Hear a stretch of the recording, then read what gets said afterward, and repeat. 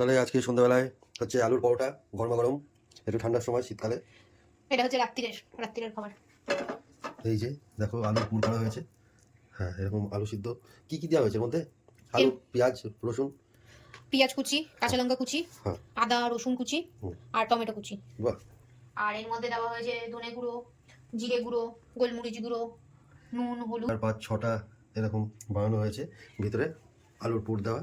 আর ঠিক এইভাবেই মুড়িয়ে ঘরোয়া পদ্ধতিতে আলুর পরোটা করা হচ্ছে। দেখি কেমন লাগে। অত বানানো দেখেই, আর আলু সিদ্ধ তো সকলেরই প্রিয়, তাই না? দেখা যাক, তোমাদেরকে আবার দেখাচ্ছি আলুর পরোটা। ঠান্ডার সময় শীতের শীতের রাত্রিরে বেশ একটা জ্যাকজমাট রেসিপি। আর গরম গরম খেলে তো সবারই ভালোই লাগে। শীতের দিনে এরকম গরম গরম আলুর পরোটা খেতে কার না ভালো লাগে। তো এরকম কটা রেসিপি, কটা লাচি, কি বলে এগুলোকে? লাচি বলে তো? হ্যাঁ, লেচি। লেচি, যাই হোক। তো এর মধ্যে সব কটার মধ্যে আলুর পুর দেওয়া রয়েছে। এবার এগুলোকে ভাজা হবে। চলো তারপরে তোমাদেরকে। আগে কটা ভাজা হয়েছিল, হ্যাঁ, আগে কটা ভেজে দেওয়া হয়ে গেছে, এখন এই কটা আছে, এই কটা ভাজবো, হয়ে যাবে। এরকম থাপড়ে থাপড়ে একটু চ্যাপটা করে নেওয়া হচ্ছে, তারপরে বেলা হবে। কারণ না চ্যাপটা করে বেললে পরে একটু ফেটে যাওয়ার সম্ভাবনা থাকতে পারে, তাই না? যাই হোক, তো বেলা হোক, তাওয়াতে ভাজা হোক, তারপর তোমাদেরকে আবার দেখাবো। বুঝেছো? ওই জন্য এগুলো একটু বেরিয়ে আছে, পুরো ঠেসে দিয়ে দিয়েছি আচ্ছা, গাছগুলো। এর মধ্যে একটু বেশি করে পুর দেওয়া রয়েছে যেহেতু লাস্টের দিকে। যতটা পুর ছিল, কাটিংটা কি সুন্দর হয়েছে। হ্যাঁ, ভালোই, বেশ গোল গোল হয়েছে। এবার এটাকে তার মধ্যে গরম করে নেওয়া হবে আস্তে। তেল ছিল যেমন বুঝতে পারবে, এই যে গরম হচ্ছে। এক পিঠ হয়ে গেছে, এবার আরেক পিঠ উল্টে দেওয়া হয়েছে।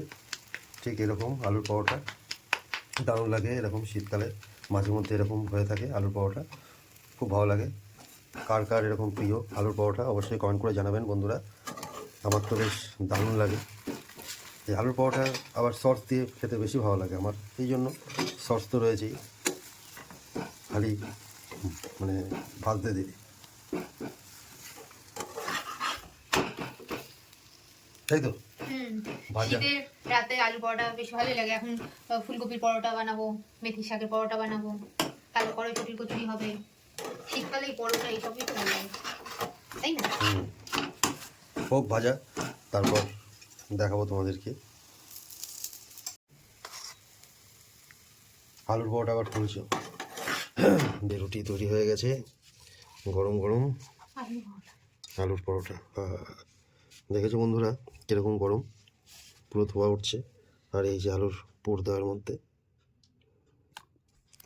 এটাকে এবার এরকম করে সসের মধ্যে লাগাতে হয়, লাগিয়ে হেভি টেস্ট। তো বন্ধুরা কমেন্ট করে জানিও কারা কারা এরকম আলুর পরোটা খাও।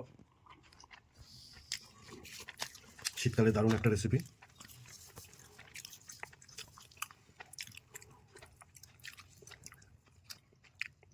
সঙ্গে থাকবেন, ভালো থাকবেন, ধন্যবাদ।